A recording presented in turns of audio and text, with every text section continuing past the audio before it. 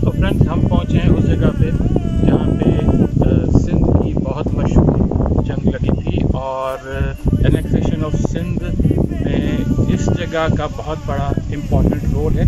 यहाँ पे सिंध के लोकल लोगों ने बहुत ही टफ टाइम दिया था अंग्रेज़ों को, और ये पूरा का पूरा वो मैदान है जो अब जंगल की शक्ल में जो हो चुका है। और यहाँ पे ये आप कब्रें भी देख रहे हैं, और यहाँ पे कुछ मॉन्यूमेंट्स हैं और कुछ जो रेमिनेंट्स है उस जंग के। तो चले हम देखते हैं कि वो क्या चीज़ें यहाँ पे बची हैं। चलिए। जेको माई मुर्शिद के मने जी लती। ये यादगार होश मोहम्मद शीदी की तारीखी लड़ाई की याद में बनाई गई है, और यहीं पे आप इन सारी तोपों को भी देखेंगे जो यहाँ पे लगाई गई हैं उस दुबे की जंग की याद में। और यहीं पे इर्द गिर्द कब्रिस्तान भी है जहाँ पे उन अंग्रेज़ों की कब्रें भी मौजूद हैं। तालपुर दौर में सिंध में काफ़ी कबायली झगड़े हो रहे थे। इसी सूरत हाल को देखते हुए अंग्रेज़ सरकार ने इसका फ़ायदा उठाने की ठानी। मीर फ़तेह अली ख़ान की वफ़ात के वक्त उसका बेटा मीर सोबदार ख़ान काफ़ी छोटा था, तो इसी वजह से मीर नसीर ख़ान जो मीर सोबदार ख़ान का चाचा था उसको तख्त पर बिठा दिया गया। मगर जब मीर सोबदार ख़ान बड़ा हुआ तो उसे इस बात का काफ़ी रंज और मलाल हुआ और उसने तख्त वापस लेने की ठानी। और फिर जब चार्ल्स नेपियर ने 1843 में सिंध के ऊपर हमला करने का सोचा तो मीर सोबदार ख़ान ने उसकी काफ़ी मदद की, और मयानी की जंग में उसने कोई भी पार्टिसिपेशन नहीं की। चार्ल्स नेपियर मयानी की जंग जीतकर हैदराबाद में आ बैठा, मगर मीर सोबदार ख़ान की ये गद्दारी होश मोहम्मद शीदी जो उसका एक बहादुर जनरल था उसको पसंद नहीं आई। वो फौरी तौर पर मीर सोबदार ख़ान की आर्मी से अलग हुआ और अपनी कौम का एक जत्था जो शीदी कौम थी उसका एक जत्था बनाया, और मीर शेर मोहम्मद टालपुर जो मीरपुर खास में थे उनके साथ जा मिला। मीर शेर मोहम्मद अंग्रेज से लड़ाई लड़ने के लिए वैसे ही तैयार थे। उधर चार्ल्स नेपियर हैदराबाद में था, और मीर शेर मोहम्मद जिसको होश मोहम्मद शीदी ने ज्वाइन किया हुआ था वो मीरपुर खास में था। और फिर दोनों की लड़ाई दुबे के मकाम पर हुई जो हैदराबाद से 10 किलोमीटर के फासले पर वाक़ है। ये फ्रेंड्स, आप ये मेरे पीछे मॉन्यूमेंट देख रहे होंगे, और इससे पहले भी आपने एक मॉन्यूमेंट देखा था जो काशी का बना हुआ था, मगर वो यहाँ पे बिलावल भुट्टो ने जब विज़िट किया था तो एक यादगार के तौर पे बनवाया था।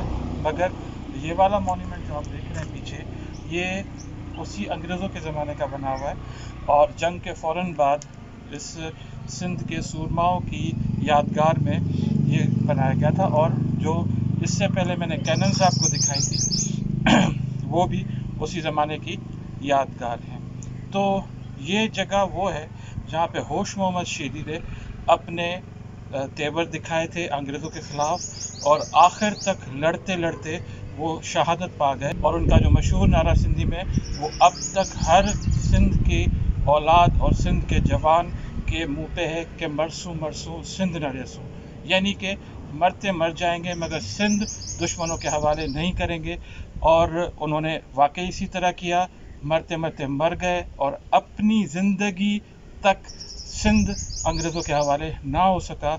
उसकी शहादत के बाद फिर अंग्रेज़ों ने पूरी तरह सिंध के ऊपर गलबा पा लिया।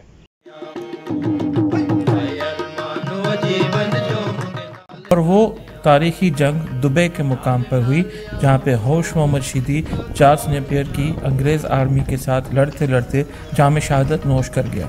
और उसका वो जग मशहूर नारा अभी तक सब सिंध वासियों के दिल में है कि मरसू मरसू सिंध न डेसू, जिसका मतलब मरते मर जाएंगे मगर सिंध अंग्रेज़ों के हवाले नहीं करेंगे। मेरे पीछे आप देख रहे हैं उस सिंध के सूरमा का मकबरा होश मोहम्मद शीदी का, और जंग के बाद फिर लोकल लोगों ने यहाँ पे इन्हीं को दफन किया। फ़िलहाल हम आज अंदर नहीं जा सकते क्योंकि आज यहाँ पे ताला लगा हुआ है, और हम अनप्लैंड आए हैं, तो लोकल्स कह रहे हैं कि इसके लिए हमें परमिशन की ज़रूरत है या यहाँ के इर्द गिर्द के लोगों से कांटेक्ट करना पड़ेगा।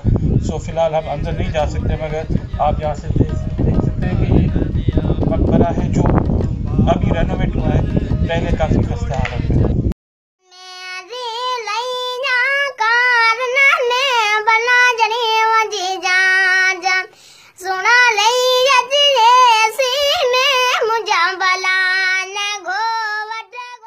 ब्रिटिश कमांडर चार्ल्स नेपियर होश मोहम्मद शीदी की अस्करी सलाहियतों से काफ़ी मुतासिर हुआ और उसको दुबई के मकाम पर ही फुल मिलिट्री प्रोटोकॉल के साथ दफन किया।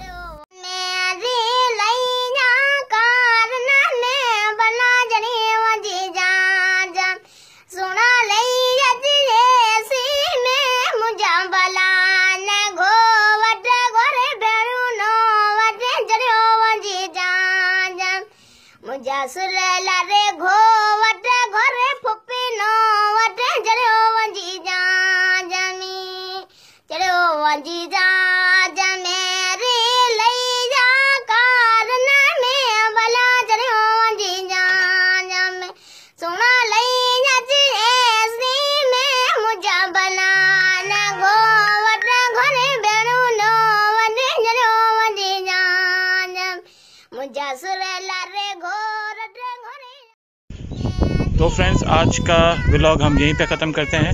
Hopefully you must have enjoyed the video, और इंशाल्लाह ताला अल्लाह ने हिम्मत दी तो हम इस किस्म की जगहों पे जाते रहेंगे। सिंध की मुख्तलिफ़ जगहों पे हम जाएंगे और वहाँ की जगहों को एक्सप्लोर करेंगे और आपकी खिदमत में हाजिर करेंगे। बाय द वे, इस सारी एक्सप्लोरेशन में एक मेरे बहुत ही अच्छे दोस्त इसी गांव के लोकल हैं, उनका बहुत ज़बरदस्त हाथ है, वरना हम यहाँ पे घूम घूम के पागल हो जाते हैं। हम दूसरी तरफ निकल गए थे, तो मैं शुक्रिया अदा करूँगा मेरे दोस्त का जो यहीं पे लोकल है। ये हमें यहीं पे मिले थे, तो फिर इन्होंने हमें गाइड किया हमें बहुत अच्छी तरीके से। आपका नाम भाई? फेरोज़ अली।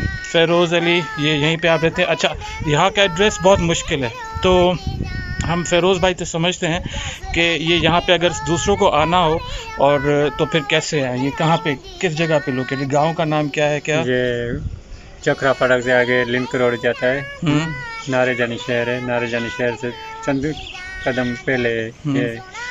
अच्छा, जखरा फाटक मीरपुर खास रोड पे है। जी, जखरा मीरपुर खास से नहीं, मगर मीरपुर खास रोड जब स्टार्ट होता है जी, तो उस पे जखरा फाटक है। वहाँ से आप लेफ्ट पे टर्न लेके फाटक से पहले लिंक रोड निकलता है, वो इस लिंक रोड सीधा इस जगह पे आता है। और फिर आप वहाँ पे किसी से पूछ भी लेंगे, मगर हमने पूछा था और हम यहीं पे खड़े होकर हमने पूछा था, मगर यहाँ के लोकल ने हमें मिसगाइड कर दिया और कहीं हम और पहुँच गए।